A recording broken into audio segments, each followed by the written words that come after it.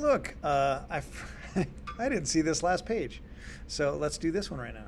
So we already did the profit or loss because I thought, hey, we know what it is. It's $16. So there you go, $16.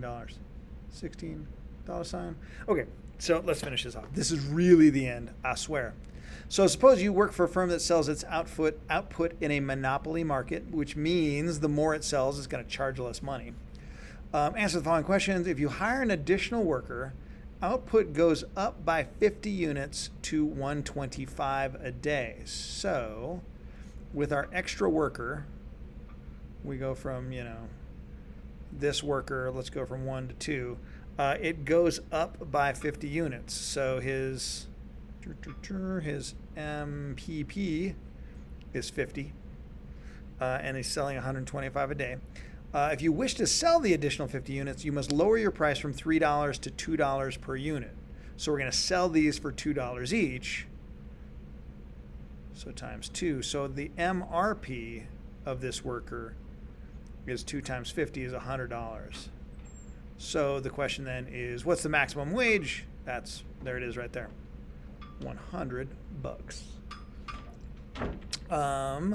So let's assume that you hired the additional worker. The output now stands at 125. All right.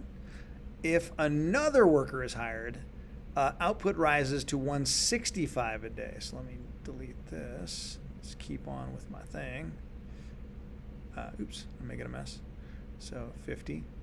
If I hire a third worker, we go to 165. So it went from, hold on. Let me reorganize here. Here I can do this. Scooch this over. Hold on. Got all these. All right, so I got my workers. I got my physical product. That's the amount of things I'm getting here. So this gets me to 125. This gets me to 165. And we went up we were at 50, less than, so we were at 75. So MPP is 50. For this one, the MPP is 40. But because we're trying to sell more of these, we're trying to sell 165 now, we need to lower our price a bit. So we need to drop our price from $2 a unit to $1 a unit. So the MRP, I wish that stayed small, was, remember, $100. This one, it's 40 times 1. So that's $40. So the maximum wage we'd pay this worker is $40. So if this worker costs more than $40 a day, we're not going to hire him. All right. So get the idea. So this is just giving you in words, telling you to construct a chart.